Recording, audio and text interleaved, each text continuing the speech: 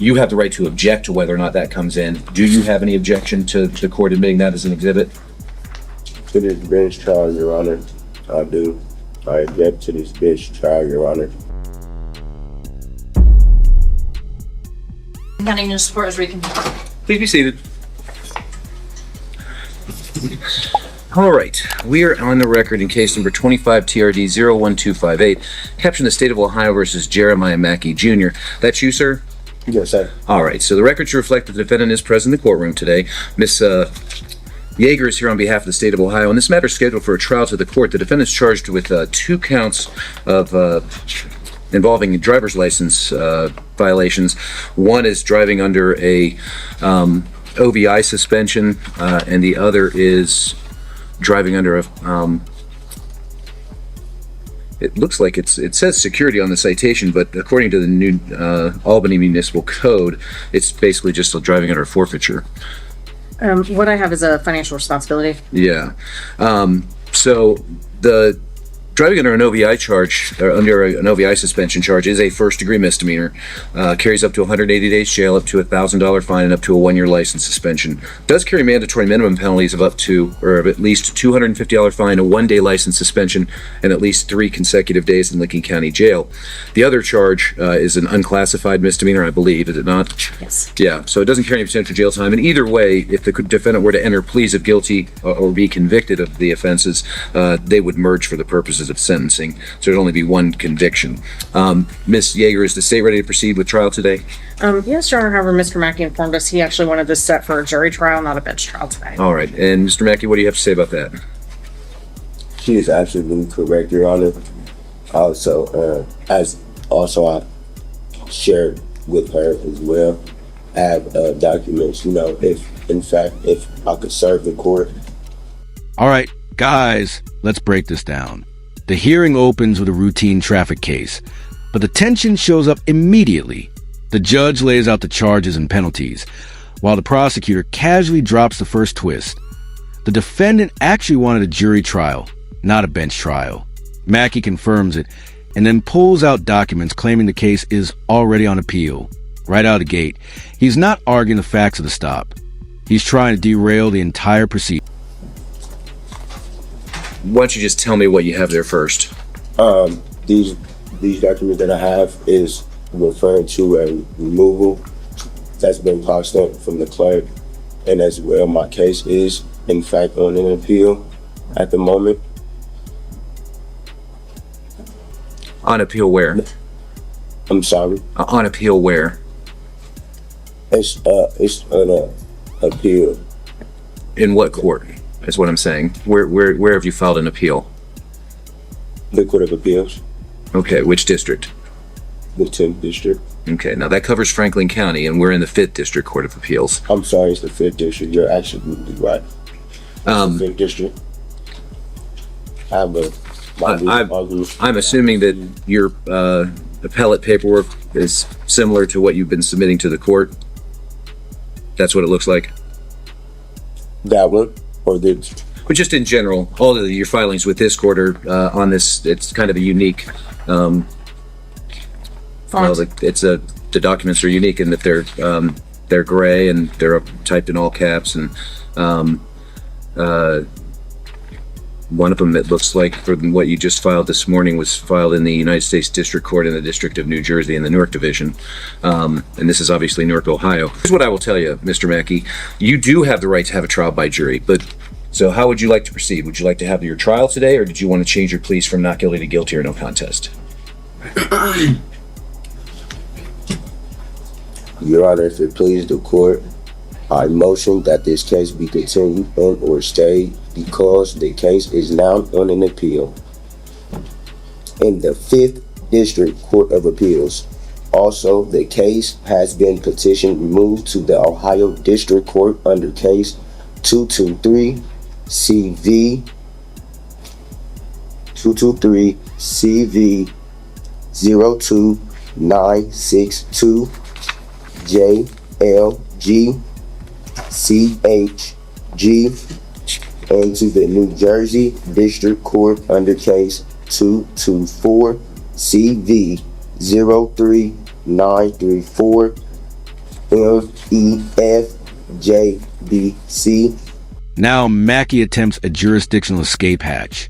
He insists the case has been moved to higher courts, throwing out case numbers and referencing federal filings and appeals. It's a rapid-fire strategy. Stack courts, stack paperwork, stack confusion. The judge listens carefully but begins asking simple, direct questions about where these filings actually exist. That's when the cracks start to appear in Mackey's argument. The court's jurisdiction is divested until those courts determine otherwise. Well, actually, none of that is true. Basically, number one, your paperwork from that purports to be from the federal district court doesn't look like pleadings from the federal district court. Those are plain white paper with the case number in blue up at the top of the page, and that's not how yours are captioned. Furthermore, as far as jurisdiction is concerned, this court does have jurisdiction because this is an alleged violation of the traffic laws of the city of New Albany that is alleged to have occurred within Licking County. This court has jurisdiction over traffic offenses that are alleged to have occurred within Licking County. And by being here today and by entering pleas, you've waived any objection to personal jurisdiction over you. All right? Your Honor, I object on this bench trial. I do want a jury trial. Okay, and as I've already explained to you, you did not make your demand in a timely fashion, so the motion to continue and the request for a trial by jury is going to be denied. It doesn't sound to me like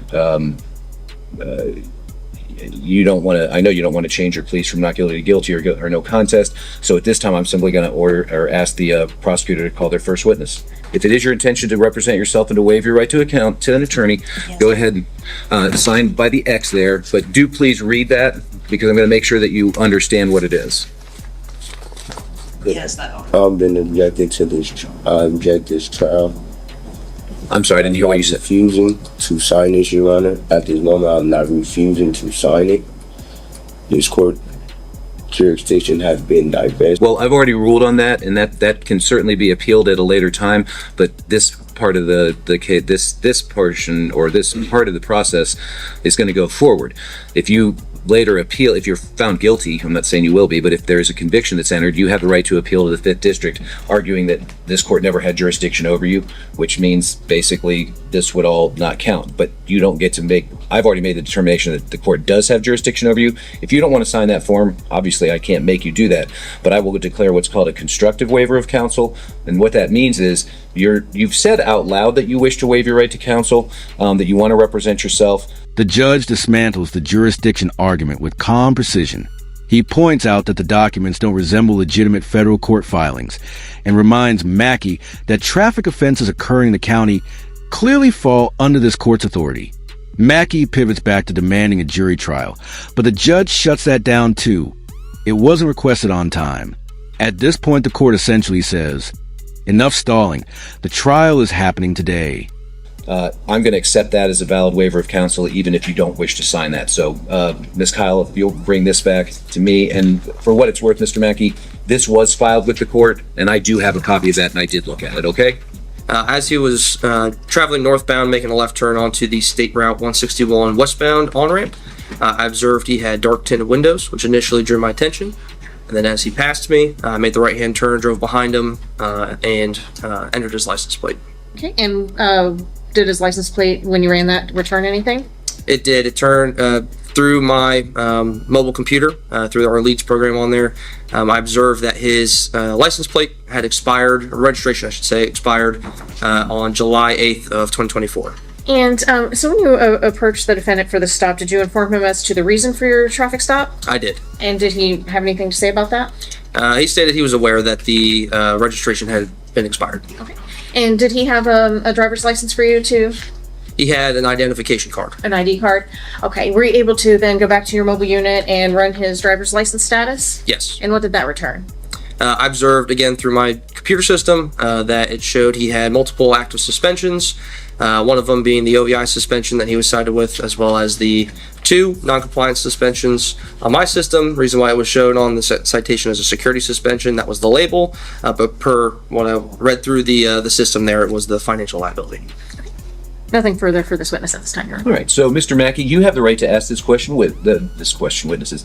You have the right to ask this witness questions if you wish, but you're not required to. And once the state's rested its case, you'll have the right to present evidence on your own behalf. But this portion of the trial is just for questioning. Do you have any questions for the officer? No, Your Honor. All right, Officer Kors, you may step down. Any additional witnesses on behalf of the state? No, Your Honor. Subject to the admission of Plaintiff's Exhibit 1, the state would rest. All right. So, Mr. Mackey, the state is asking me to admit the certified BMV records into evidence. If I grant that request, that means I'll be able to consider that in making my decision about whether or not the state has met its burden of proof beyond a reasonable doubt. You have the right to object to whether or not that comes in. Do you have any objection to the court admitting that as an exhibit? With the procedural smoke cleared, the prosecution moves straight into evidence. The officer explains the stop in plain, methodical detail. Dark window tint caught his attention. The license plate check revealed expired registration. And once the stop happened, Mackey only produced an ID card. A quick records check showed multiple active license suspensions. Simple police work, clean testimony, and a very straightforward foundation for charges. To this bench trial, Your Honor, I do. I object to this bench trial, Your Honor. Okay, well, we've discussed that already, Mr. Mackey, so at this time I'm just asking whether or not you have an objection to the admission of the exhibit. Yes. And on what basis? This court does no longer has jurisdiction, Your Honor. Okay. I respectfully. Well, that's non-responsive to the court's question. I'm going to go ahead and I'm going to reflect that the defendant is objecting to the admission of State's Exhibit 1, but I will admit that over the defendant's objection. Does the state rest? Yes, Your Honor. All right. So other than yourself, do you have any witnesses that you'd like to call today? No, Your Honor. Okay. And do you wish to testify on your own behalf?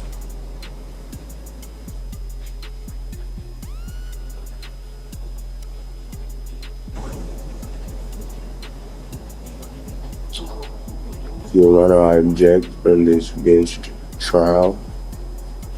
Respectfully, Your Honor.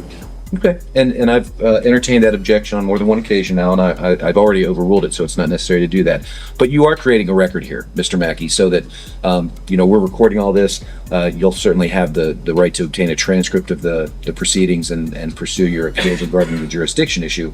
But again, my question that I'll ask one last time is, do you wish to testify on your own behalf? So I do find that the state has met its burden on all three counts, and I'll go ahead and enter guilty findings. You have the right to make a statement today, Mr. Mackey, before I make any decisions regarding your sentence, but you're not required to. Is there anything that you would like to say, other than the jurisdictional issue? The state introduces certified BMV records, which essentially seal the factual side of the case. Mackey objects, but not to the evidence itself. He circles back to the same jurisdiction argument the judge already ruled on. That's the entire defense strategy. No cross-examination, no witnesses, no competing evidence. Just repeated objections. The judge admits the records and quickly concludes the state met its burden, entering guilty findings. No, Your Honor. All right, thank you, Mr. Mackey. Miss Yeager, did the state wish to be heard regarding the matter of sentencing, and which driving under suspension charge did the state wish to elect to have the court enter a conviction and sentence on? We would elect to undergo the OVI suspension, Your Honor. And the defendant does have minimal history, so we would just recommend the mandatory minimums on that. All right. It's kind of customary for me to ask questions of the defendants about their personal circumstances. If you don't want to answer, that's fine. Do you work? Do you have a job? Yes, Your Honor. What kind of work do you do? HVAC, sheet metal, as I told the officer that had pulled me over. Yeah. Is that what you were doing that day? You were working out at the warehouses? Okay. Do you work for yourself? Do you work for yourself or do you work for a company? I work for a company. Okay. How long have you worked for them? It's been 3 years. I've been in a steel trade. Okay. Well, here's the thing. One of the reasons why I'm asking you these questions today is, as I mentioned earlier at the beginning of our proceedings, the court is required to impose at the very least a 3-day jail term. I don't want to cost you your job. Do you work Monday through Friday? Saturday, Your Honor. Monday through Saturday? Okay. We normally do not have, well, let me go ahead and pronounce the sentence first, and then we'll talk about that. When you got pulled over that day, Mr. Mackey, you were just given your citation and then you were free to go, right? They didn't take you to jail, did they? Correct. Okay. All right. As far as the registration is concerned, the fine on that charge is going to be a $25 fine. On the driving under the OVI suspension charge, the court's going to impose a 3-day jail term, a $250 fine, and a 1-day license suspension to be start today and as of midnight.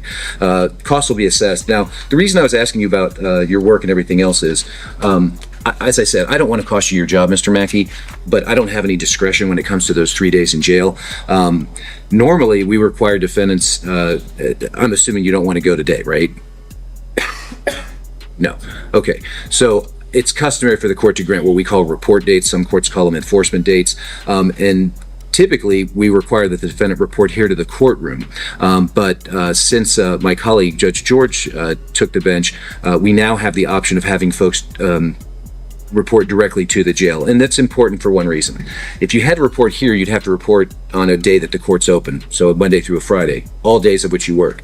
But if I order that you report to the jail on a Sunday, at least one of those days, you won't, of the 3 days, you won't be missing work, okay? Would you like for me to grant you a report date to the jail on a Sunday? I mean, I know you don't want me to impose any jail at all, but under the circumstances, would you prefer that I make it so that you report to the jail on a Sunday so you only miss 2 days of work? Okay. All right. Let's set it out a little bit just to give you some an opportunity to make those arrangements with your work. Let's go ahead and I'm going to have you report directly to the jail on Sunday, May the 4th. And that's located at 155 East Main Street here in Newark. And the bailiff will give you all the information that you need. I said, what did I say, the 4th? Yes. Yes. Okay. And that's going to be at 11 a.m., Mr. Mackey. And then you'll get out 3 days later.